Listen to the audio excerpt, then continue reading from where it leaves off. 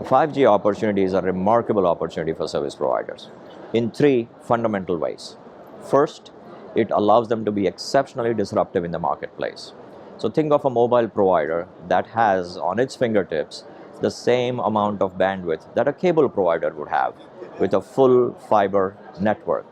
With 5G, you have that level of bandwidth availability to be disruptive, and partnering with a content provider, for example, a mobile provider can go make a play in the cable space. The second way 5G offers a great opportunity is that it allows the network to be the platform. In a digital economy, the platform-driven companies have been exceptionally successful. By offering the network as a platform, service providers can start opening up that asset to partners to deliver a wide range of services to its customers. And the third part, where it offers a remarkable opportunity, is the range of services that this high bandwidth, low latency network, which is the 5G network, provides. So all the IoT services, all the M2M services that result in incredibly large amount of transactions, which 5G will accommodate, and many of them will require almost immediate response with next to no latency, less than 15 microseconds. That opportunity is significant as well. What's holding back service providers from moving aggressively into 5G is essentially three things. Number one is business or use cases. Number two is technology and systems. And number three, adopting new architectures. So if you start from bottom first, moving from a very centralized architecture to an exceptionally distributed architecture is a complete different step change for service providers, pretty much across the board. Which leads to the second challenge, which is if you decide on a distributed architecture, do you have the systems, do you have the technology to help you migrate to that distributed architecture, and will those systems and technologies perform to the requirements of a distributed architecture? For example, can you do billing on the edge? Can you do the real-time network slicing? How will you orchestrate something like that across legacy and next-gen networks? And last but not the least are the business cases.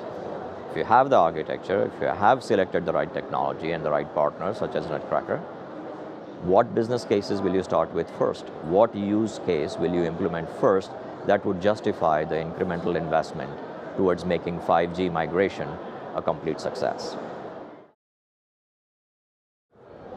Netcracker's 5G monetization solution helps service providers migrate to 5G by helping in three key areas: how to make money in 5G, how to reduce the cost of moving to 5G, and last but not the least, how to de-risk that migration from 4G to 5G. So let's start with the de-risking. Netcracker's 5G monetization solution helps operators through its offering of hybrid orchestration to transition from 4G to 5G at their pace, with a risk-taking appetite that is different for every operator. This hybrid monetization, hybrid management across legacy and next-gen infrastructure allows them to do that at their pace.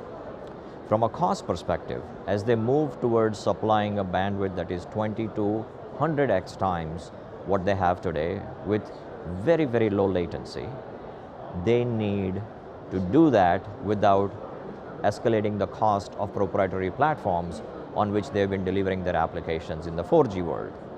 That means they have to move to general purpose compute, they have to move to general purpose storage, they have to move to general purpose databases.